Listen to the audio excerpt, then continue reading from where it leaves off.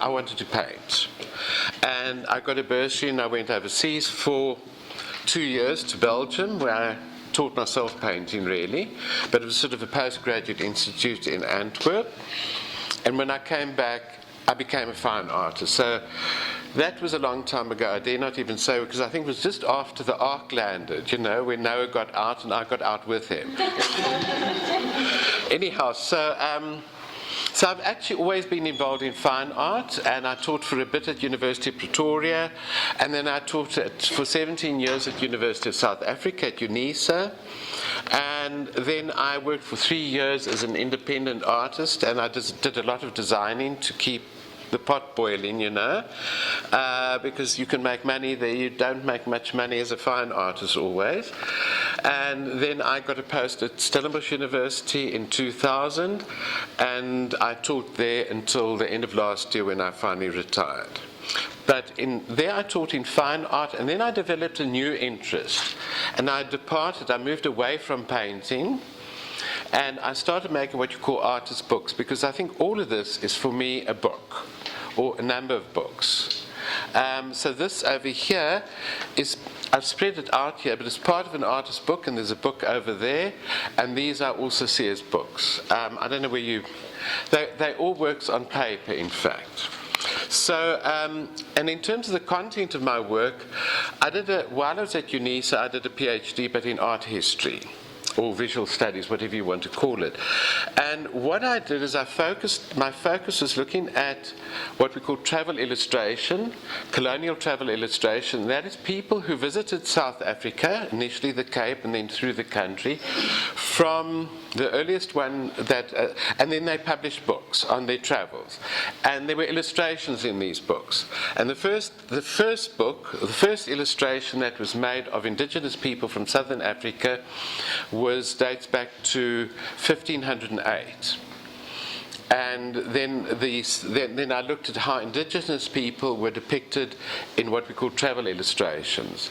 And that stretched up to about 1875, when photography took over. That's where I stopped. I stopped with the beginnings of photography, because then it becomes too much. The study gets too big. But in that, I developed a very keen interest in South Africa's colonial past.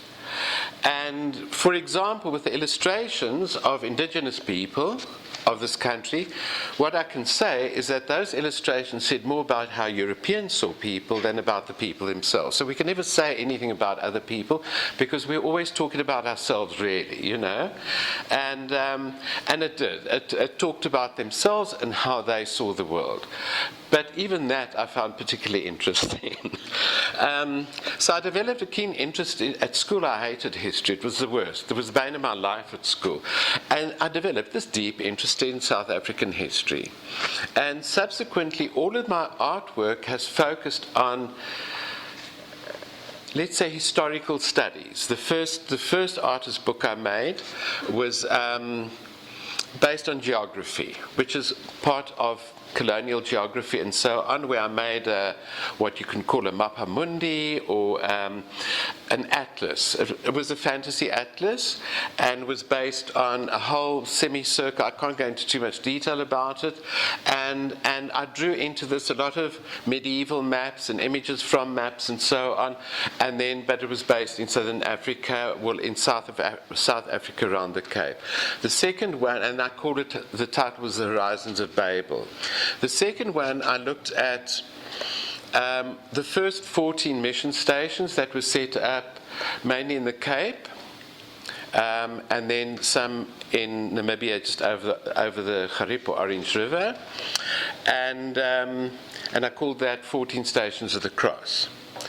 And then the third book I did was based on 3 rivers, the Vaal River, the Garipo Orange River, and the Great Fish River. And it was really based on the conflict that took place around those rivers, the colonial conflict, and then also on new conflict around the rivers that is developing because of lack of water.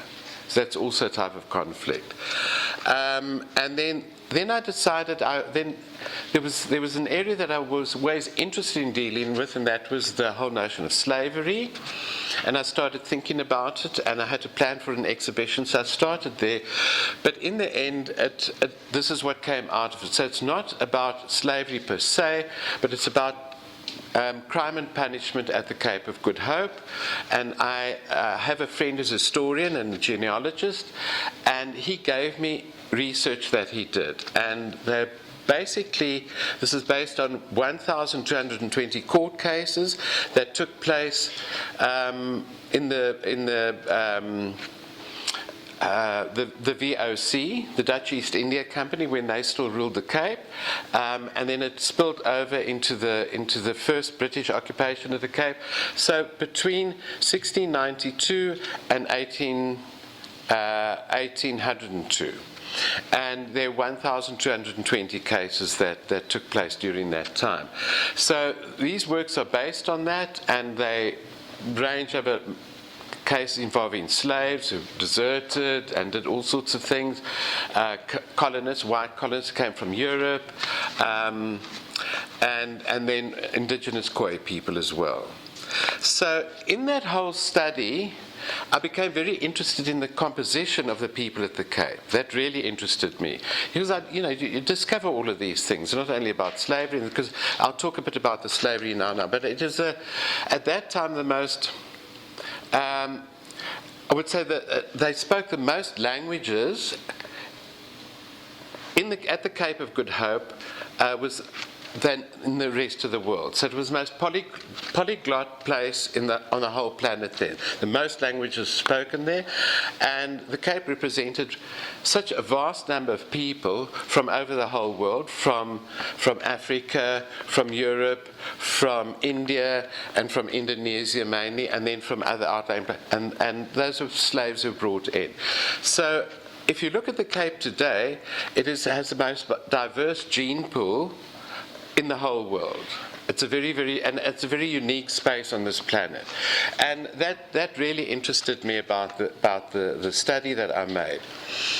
So when I was given all this information, I sort of sifted through, and then I sort of catalogued or recategorized things for myself, because I was now going to make artworks with this information. So this friend of mine, Hans Heerser, gave me the information, and I worked with that information.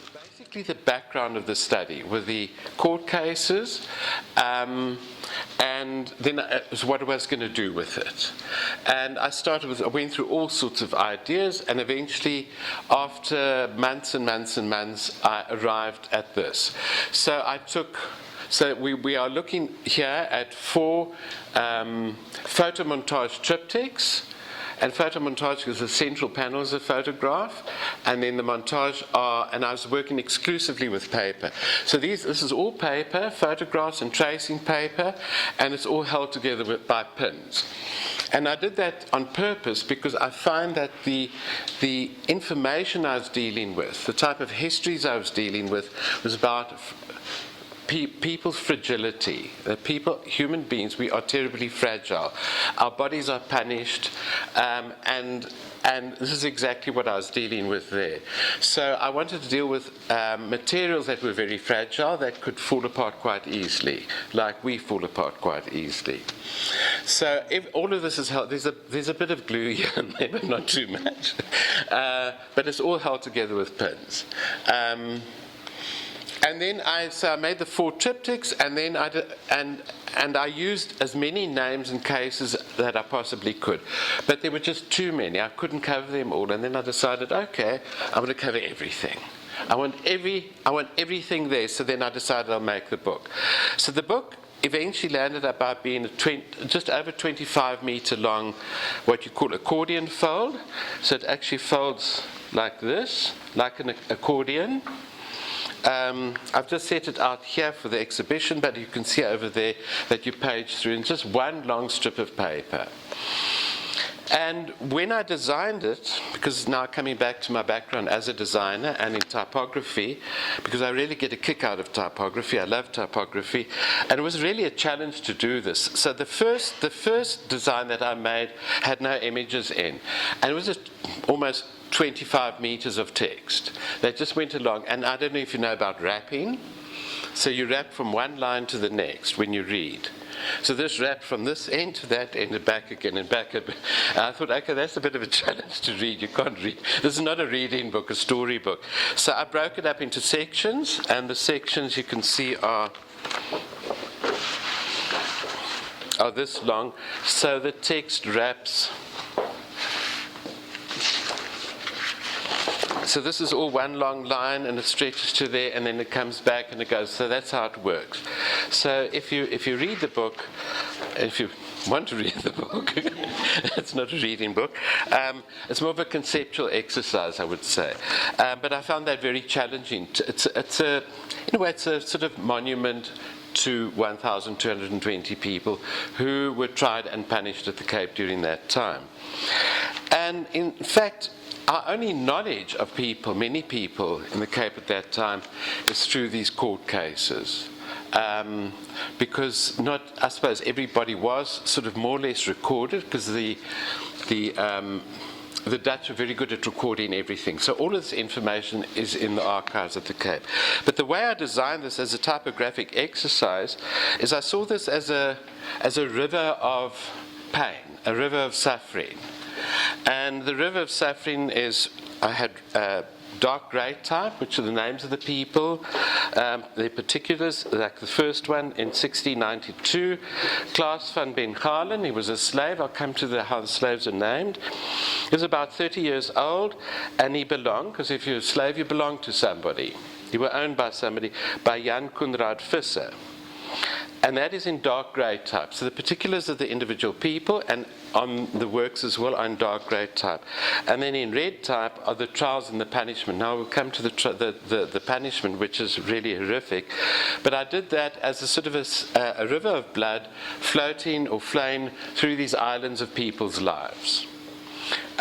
So what I'm trying to say here, point I'm trying to make, is that in the typesetting and in the printing and the choices of color, one's trying to deal with significance, if I may put it that way.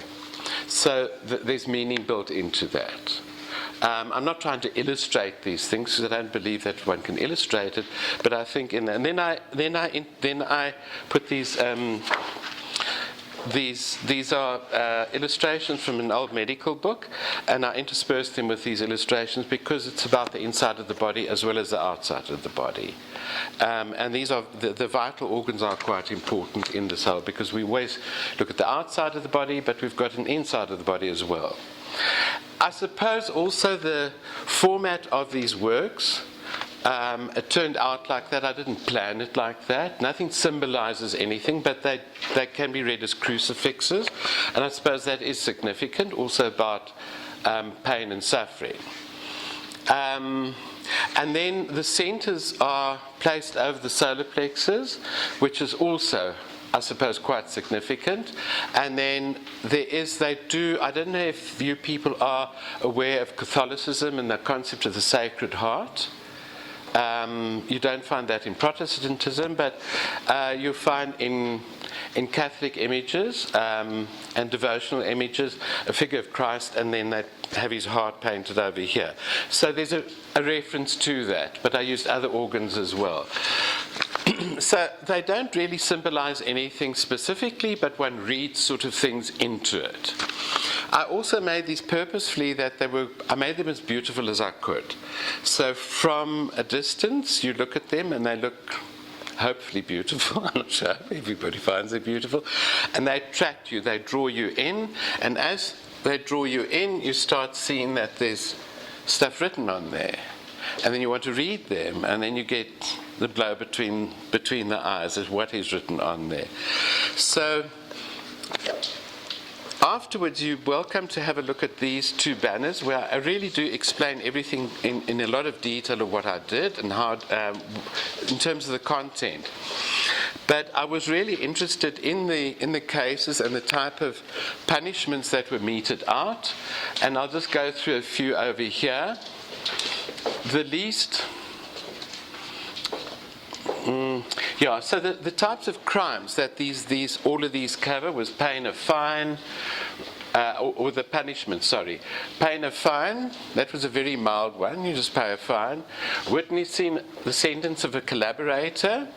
So if, let's say, a slave had to draws, they call it to draw, so to run away, and he had somebody who was helping him, then he would have to watch the collaborator also being punished.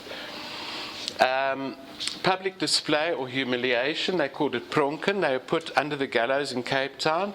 They were put on a stage on the gallows with a rope around their neck and with a notice around their neck to say what they did, what they were supposed to have done wrong, and basically it was humiliation. Then being exiled, particularly, well, if they were European settlers, then they were just sent back. So, and there's some particularly interesting ones. I'll come to those. Sorry, I thought somebody was calling me. Of course, imprisonment on Robben Island. You're just sent to Robben Island. Robben Island was, the colony in the Cape was not a trading post at all. It was never set up as a trading post. The trading posts were in the east. It was set up as a halfway post to provide the ships with meat and with vegetables. And then Robben Island became the furthest most prison in the world. So people were imprisoned on Robben Island from very early on. So you're sent to Robben Island. You were riveted in shackles, in chains. Look, sometimes you got the whole lot. These are just some of the things that they did. By the way, these were all over the world they did this, not only here. They did it all over the world. People were very cruel then. Hard labour at the VOC Public Works. The VOC is a Dutch East India Company. It was a private company who colonized the Cape. Eventually it became a colony. It wasn't set up as a colony. It was set up as a little vegetable garden to supply the ships and to buy meat from the local Khoi people, and then they can supply the ships with food. Things grow into something else, and it grew into a colony. But it wasn't Holland or the Dutch that colonized, it was actually a company. So it was like Anglo-American. It was probably one of the first national or international corporations in the world, yeah. Flogging, that was a favorite. You were flogged, you were whipped. Scourging, larceny is also a type of flogging. Branding, people were branded on their cheeks. And at one stage, also, they used to cut off bits of people's noses and ears. At one stage in Cape Town, the burghers in Cape Town complained to the VOC because they said there's so many people in Cape Town that are branded or bits of their nose and ears missing that everybody looks terribly ugly. Could they please stop this type of punishment? Pinching with red hot tongs and having the flesh torn off. Dismembering and mutilating, or that's amputation of the hands, ears, nose, and Achilles tendon. That was the other favorite one. Running the gauntlet, that was a military punishment. Execution by a firing squad, that was also military execution. Hanging, racking, you're put on a rack and stretched. Garroting or strangulation. Garroting was a certain type of strangulation. Broken alive, these are for serious, if you murdered somebody and so on, you're broken alive. So you put on a wheel or a rack, and then your bones are broken gradually up, from your feet upwards, and your arms, and your head was the last one. And if you got the coup de grace, if the judge gave the coup de grace, in other words, your head was the last, and then they beat you to death. Otherwise, you just hung there in front of the castle in Cape Town until you died. Some cases did say that if a person hadn't died by sunset, they must be strangled. So they were harsh then. drawn and quartered. None of these people were drawn and quartered here. I didn't pick any of that up, but between horses and your limbs were just all broken off. Drowning was for mainly homosexuality. So a lot of the sailors, they had fun with one another, like in prison today, and you would drown in a cage. Impaling, that was you were impaled on a stake through your bum, and then you just hung there like a little insect on the stick until you died. Roasting and burning at the stake. For arson, people were burnt at the stake if the arson was really bad. So these are the type of punishments that were meted out. Then over here I have the pay scale of the official torturer or executioner and what he charged for each punishment. So they were very harsh, but as I say, it was, it happened all over the world like that. And then eventually, I think we settled down today. I think people are pretty lucky, get off easily. I wanted to use folded paper. I want to use paper, and I want to do something interesting with paper. And sort of what do you do with paper? You can fold paper. So the books are folded, and it's about what happens between the folds of a book, and how do I do that on a flat surface? Make more folds, and there's information that are between the folds. That's why I see them as books, because they are actually folded up, and it is paper. And I had this idea. I did a bit of a study on origami. I wanted to use origami, and in the center panels, the center rosettes or whatever, are sort of a modular origami, which I concocted a bit. It's not really proper origami, but I find origami particularly interesting, and I suppose given the sort of the Zen background to folding paper, I found that, but I didn't investigate it enough, and most origami stuff I found horrific, sort of folding animals and so on. I didn't want to do anything like that. So this is about, but I did get a lot of these folding patterns from dressmaking. So there are these accordion folds, and then there are knife folds, and there's one I invented called a double knife fold and a box fold, and those are patterns, folding patterns for dressmaking, for pleating, for skirts and so on. So I used them. And I found that very interesting using. By the way, I want to come back to the composition of the cape still, but maybe we can just deviate a bit here. When I made these, I think I should talk a bit about making, because we are, after all training artists or artists and so on, we're interested in making the stuff. So maybe the first thing I can say here is, how did I go about making this stuff? Well, I don't know. I happened to be in therapy at the time. So I got tired of speaking to my therapist about my past. That's all they wanted to know, about your parents and so on. And I've done this thing so many times, and I don't want to talk about. So I started inventing this exhibition in therapy. So every week I'd go there and I'd invent something new. And I presented it to her. I had to think it up on the spot. It put me in a position where I had an audience, somebody I could talk to about this. I think my wife standing here, Linda's tired of me talking to her about these things. And I found it very interesting. The whole exhibition was conceived in therapy. So I had a lovely time talking about what I was doing. And then I'd go back and I'd do a few tests and decide, no, that's not going to work. And then I'd go and invent something new there.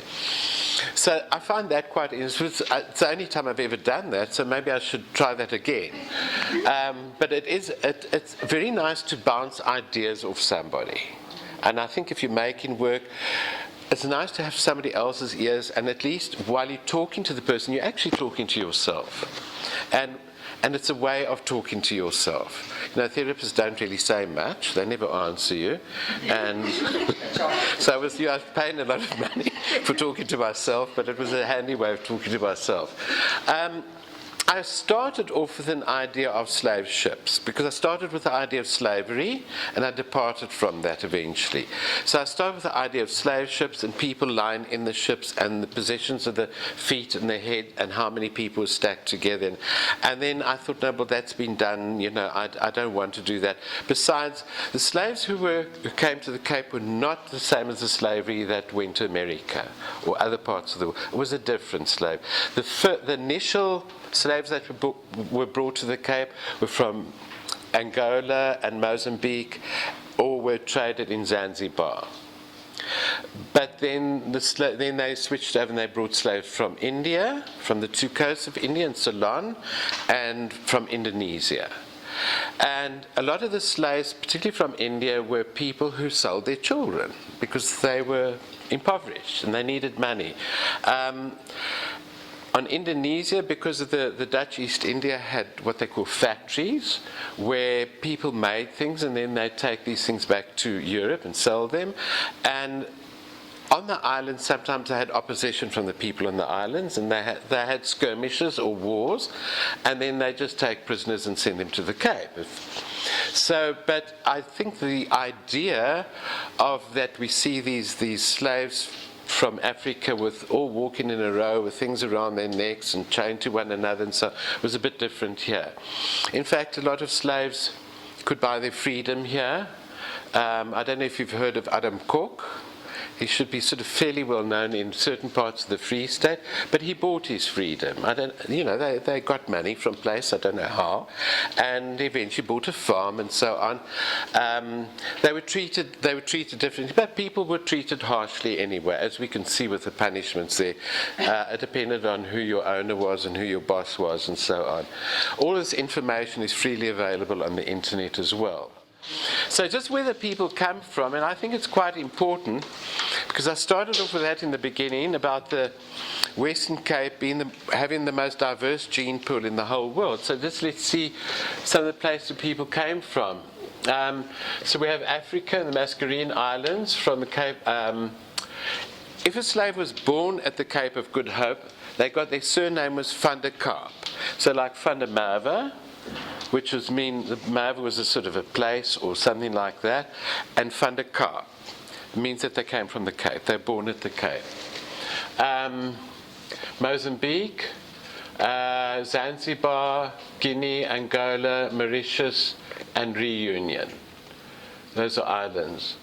There were a few cases here from Thailand and from China. There were a lot of Chinese at the Cape as well.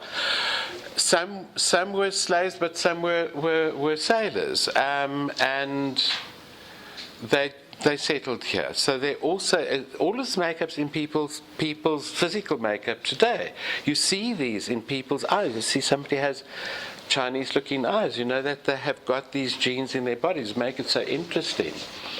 The Spanish West Indies, that's Cuba, Haiti, Dominican Republic, Puerto Rico, and so on. And then Bengal, Bangladesh, Calcutta, Malabar, or the west coast of India was called the coast, or the Malabar coast. Then the Coromandel coast, which is the other side, the east coast of India.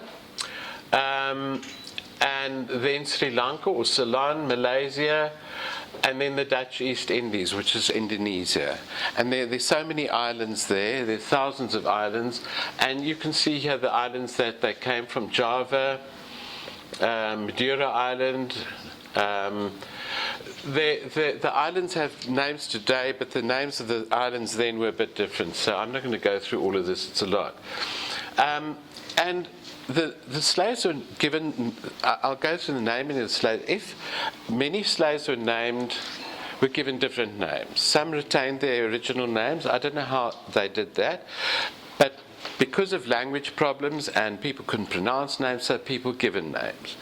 And they were given names, some were given names in terms of the month they arrived. So if you came in January, if the ship docked in January, your name might have been January, or was chosen as January. So these names are still in the Cape. People's surnames: January, February, April, June, September, and you'd have Mr. September, or the family surname is September. So that indicates something about their background. Or they were given names of figures from the Old Testament, or of Greek and Roman gods and goddesses. So a big name in the Cape is Cupido. And Cupido comes from Cupid, who was a sort of a Roman god. And so that's how they got that name. And a lot of people don't know what their names mean. So all the traces of that still exist today in the cave. I see art as coming on a murder scene, a detective, and there's a lot of evidence there. So you look at the evidence. You can't ignore the evidence. You can't make up any meaning because you've got to look at the evidence. There's a figure, it's a photograph, he doesn't have a shirt on, it's lit in a certain way, and I can talk about that as well. And there are 4 figures and how it works, and that these. So that is all evidence. And then with that evidence, you start constructing what this thing signifies to you.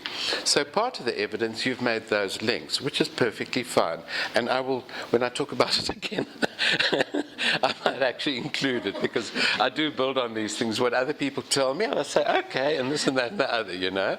But it wasn't intentional. These, when I designed it on the computer, I have to design it. I'm very bad at maths, but I have to design it mathematically. So I'll design one section, and then I have to work out that it's going to work out perfectly in terms of degrees. So I move these things on the computer in terms of degrees. So it's all done in a way mechanically. You know, I don't sort of shift it with my own fingers or my hand. And eventually that it all fits together like that. That takes ages and ages. The other thing is that this is made from 3 pieces, three full circles that are printed out, that are folded into one. So if I made one circle, it'll just really fold into a section like that. So when I print these out, there are 3 flat sheets of paper, and then those are folded into one in the end. And then they glue together at the back, or joined. So no, I don't bind the books either. I do everything on the computer, and then I make tests to see how it's going to work, and then I just give it to Leon, and then she does it for me. So the 4 figures, in a way, represent the broader 4 communities at the Cape at that time. I could have made more, but I settled on 4 people. And the first one, this over here, I know them all. Gavin Davids, he worked with me, he assisted me with things, and I said I was thinking about these things, and I needed to now make tests in terms of taking photos. How am I going to light this body? Because I'm really not a highly trained photographer. I did study photography for a bit, but I don't regard myself as a photographer. So I set him up in the studio, and I had all sorts of ideas. I wanted to actually reverse the prints. I wanted to do them black and white and reverse them. In other words, they looked like a negative. And I started doing that. I needed to light it in a certain way to do that. And then this came out. I thought, I love that. I didn't understand. So I needed to light it in a certain way, which I did, to print it as a negative, but it came out this way. I thought, well, I like that. And then it was very, very, the colors were quite bright. Then I desaturated them a bit. I took some of the color out. And then that was that one I used. The first photograph I took, I used.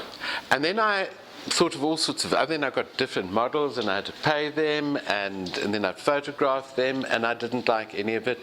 And then one day I needed a woman. I wanted one woman at least. And I went into our secretary's office. Her name is Yumna Williams, and she's Muslim. And I looked at her and I said, because I was a bit apprehensive of this, about whether people may or may not pose for photographs. So I asked her, and she said yes, she will. I said, but I needed to see people's legs and feet. I wanted actually bare-chested. I couldn't ask her to do that. But I needed to see part of the legs. I had to. It had to be like that. Or barefoot or something. But anyway, she went and found out. She said, okay, now I'm allowed to pose like that. I can wear a dress of this length and so on. And she came in with this red scarf. And I thought, that's perfect. That's absolutely perfect. So that was really, I think I took about 2 or 3 photographs of her. But I lit them from the sides. I wanted this dramatic lighting from the side that it created this sort of dark passage of light down the nose and the chin. There was no reason for it. There's certain things that you do because you want to do it. You just know, that's what I want to do.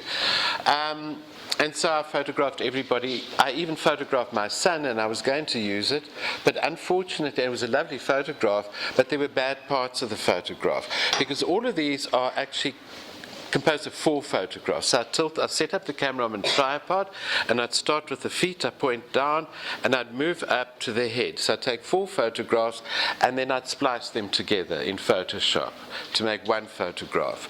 And then with my son, unfortunately, one wasn't quite sharp, and then I just abandoned it.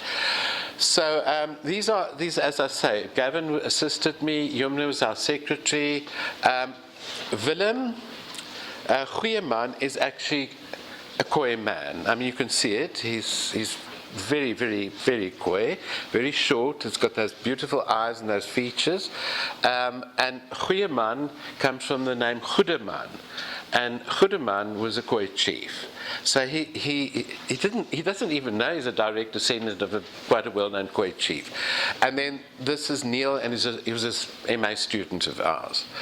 So they, in a way, they represent, let's say, white colonists, Khoi people who occupied the Cape. Muslim people, what the Dutch East India Company did, the VOC, is the troublemakers, as I said earlier, the troublemakers were sent to the Cape to keep them away from making trouble. And there are a lot of Muslim princes and princesses and high up religious figures like priests and so on who were sent here. And I needed to represent that. They weren't enslaved or anything, they were just sent here to keep them out of trouble from being there. 1, 2, 3, 4, 5, 6, 7, 8. It's about 10 or 11 communities of Khoi people living in the Western Cape alone, not the whole area, not the whole of the Cape, just the Western Cape. And then the Europeans we have from the Netherlands, then it wasn't the Netherlands, it's called the United Netherlands, or Holland, and Ameland. From Germany, a lot of people from Germany, but Germany, there wasn't a country called Germany then. There were principalities, Prussia, Pomerania, Bohemia, Silesia, Saxony, Bavaria, and so it goes on. Great Britain and Ireland, Belgium or Flanders. There wasn't really a Belgium then.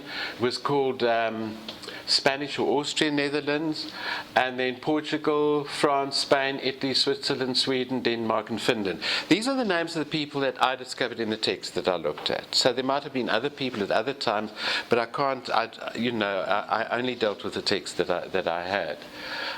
Incidentally, I have the Germans often, the VOC or the Dutch East India Company used Germans as soldiers, as military people, to garrison Cape Town, right from the beginning. I don't know why they used Germans, but they seem to use Germans. But 2 of my ancestors were soldiers who were sent here. And one actually slept with a slave woman and created a child who was born into slavery because his mother was a slave. So then we come to another group of people who are of mixed blood, because there's a lot of mixing going on. So they're hybrid communities. So there were halfslag slaves, and they were slaves with mixed parentage with one white. And halfslag in English means half caste. I don't like the term half caste, but halfslag. Then there were heelslag slaves, mixed parentage, though no whites. So maybe Khoi and slave or something like that.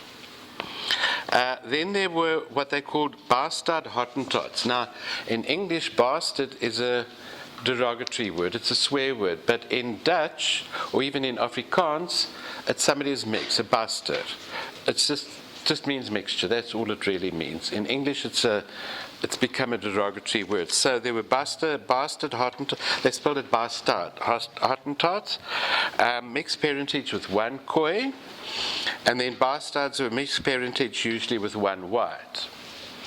And then there were a group called the Oorlams, And there were Namakoi, but also with mixed parentage with Europeans or slaves or so on. And Adam Koch, who I told you earlier on, who bought his freedom, he actually he facilitated the people move, because he moved up and around to what is today Griqua town, and then the Griqua started establishing themselves as a separate nation. They even started their own currency, and then they moved on, but they were sold out by the British in the end. Totally and completely. So all their property was sold out, were annexed, and then negotiated with Britain for and the Boers and so on. So the Griqua nation doesn't really exist any longer, but they were mixed people. Yeah, I don't know if there are any. And then the other people who occupied the areas, and all their names are here in circles. For example, there was a lot of gangs. I mean, it's a bit like the Cape Flats at the moment. There were a lot of gangs there. There were always gangs where a lot of men together. The Cape, by the way, was a place where there were lots of men. They didn't bring many female slaves out. There are lots of men together, you're going to have trouble. So you have clusters of deserters, or called droosters or deserters, and they banded together, and some of them wanted to desert back. They tried to find their way back home, and they knew if they got to Mozambique, then they might be able to find passage home. And of course they were caught and punished for that. So then there were fugitives who took refuge around Table Mountain, and then the Hottentots Holland Mountains, Paarl Mountain, and around Paarl and Wellington, Yonkers Hoek area in Stellenbosch, and in the regions beyond the Overberg, Cederberg, and the Roggeveld. So some of those are called the Hottentot Holland rebels or fugitives, and then the Handklipdroosters. And the lead of the Handklipdroosters was a woman, which is very interesting. She was apparently a very dynamic woman. And then the VOC occasionally sent out a commando to go and sort them out, and arrest them. I thought it would be interesting, just notable leaders of these gangs. There's a Javanese Pope, they called him the Pope. Jordan Tapa from Sherebon, from the island of Sherebon, Trump from Madagascar, Sesi van Buggies, Slamat from Manda, Ali van Buggies, Alexander from Sumatra, and so it goes on. Buggies was one island where a lot of slaves came from, and they were the most feared slaves. People really feared them, because the Buggies actually fought for their rights over there, and they had their own writing that nobody else could understand. So I suppose in these works I've endeavored to find a reconciliation between the past and the present. I think why does one talk about all of these things? What's the point of it? And I think if we don't address the past, then I don't know how we can address the present. So to come to terms with the present, we have to understand the past and something about the history of the past, because things get terribly distorted. There's no such thing as a single history, of course we know that. There's as many histories as you can write them. So histories are always, depends on the people who write them and their ideas and their ideologies. So as a reminder of our traumatic past as South Africans, these bodies carry the traces of our complex and hybrid genealogical histories, and particularly in the Western Cape. By the way, all people are mixed in this country practically. All white people whose families have been in this country for past 100, 150 years are all mixed anyway, We know that as well. Despite apartheid, that didn't really work. They just got a bit white in the process, that's all. I think they're a bit darker before. So through the interaction between words and images and materials, I've endeavored to examine the interplay between histories and social and political differences. So our whole country is based on differences. It's about, and how do we deal with these differences? And also the textures and nuances of these differences, because differences can be seen as negative or as a problem, or can be seen as something that is wonderful. because if we're all the same, I don't know if I'd like that, but anyway. So it's the interplay between the history, social and political differences, and textures and nuances, with a view to bringing about a dialogue, so we can talk about these things between the past and the present, and difference and diversity. So I think it's a way of talking about difference and in a way celebrating difference as well. So I don't see these works as simply just reveling in all the evils of the past, but it's also about celebrating something of our diversity.